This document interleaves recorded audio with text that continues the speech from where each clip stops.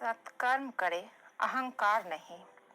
एक बार श्री कृष्ण और अर्जुन कहीं जा रहे थे। रास्ते में अर्जुन ने श्री कृष्ण से पूछा कि प्रभु, एक जिज्ञासा है मेरे मन में, अगर आज्ञा हो तो पूछो। श्री कृष्ण ने कहा, अर्जुन, तुम मुझसे बिना किसी हिचक के कुछ भी पूछ सकते हो।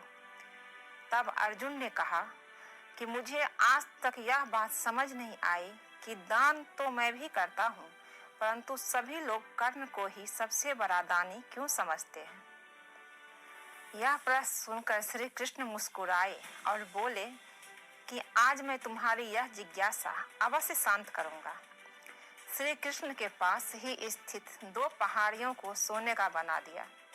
इसके बाद वो अर्जुन से बोले कि हे अर्जुन, इन दोनों सोने की पहाड़ियों को तुम आसपास के गांव वाले में बांट दो। अर्जुन प्रभु से आज्ञा लेकर तुरंत ही यह काम करने के लिए चल दिया। उसने सभी गांव वालों को बुलाया।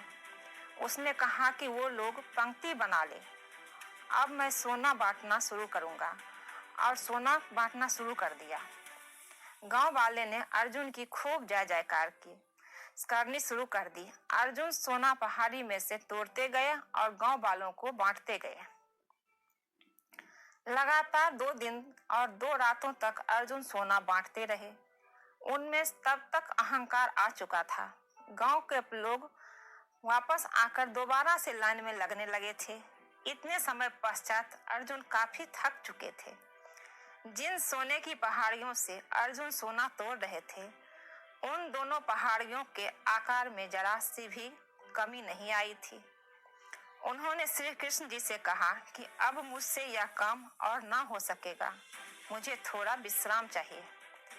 प्रभु ने कहा कि ठीक है, तुम अब विश्राम करो, और उन्होंने कर्ण को बुला लिया। उन्होंने कर्ण से कहा कि इन दोनों पहाड़ियों का सोना इन गांव वालों में बांट दो। कर्ण तुरंत सोना बांटने चल दिए। उन्होंने गांव वालों को बुलाया और उनसे कहा कि यह सोना आप लोगों का है, जिसको जितना सोना चाहिए और वह वहां से ले जाए। ऐसा कहकर कर्ण वहां से चले गए। यह देख अर्जुन ने कहा कि ऐसा करने का विचार मेरे मन में क्यों नहीं आया। श्री कृष्ण ने अर्जुन को शिक्षाप्रद भाव से जवाब दिया कि तुम्हें सोने से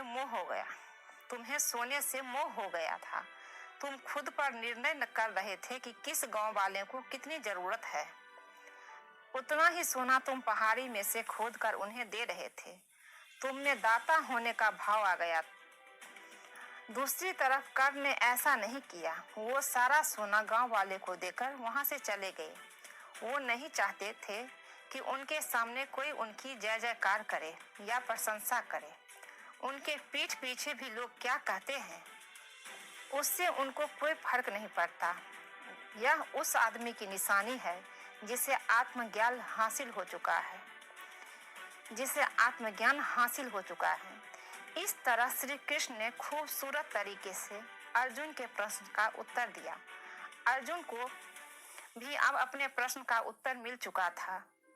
दान देने के बदले में धन्यवाद या बधाई की उम्मीद करना भी उपहार नहीं, सौदा कहलाता है। यदि हम किसी को दान या सहयोग करना चाहते हैं तो हमें यह बिना किसी उम्मीद या आशा के करना चाहिए, ताकि यह हमारा सत्कर्म हो, न कि हमारा अहंकार।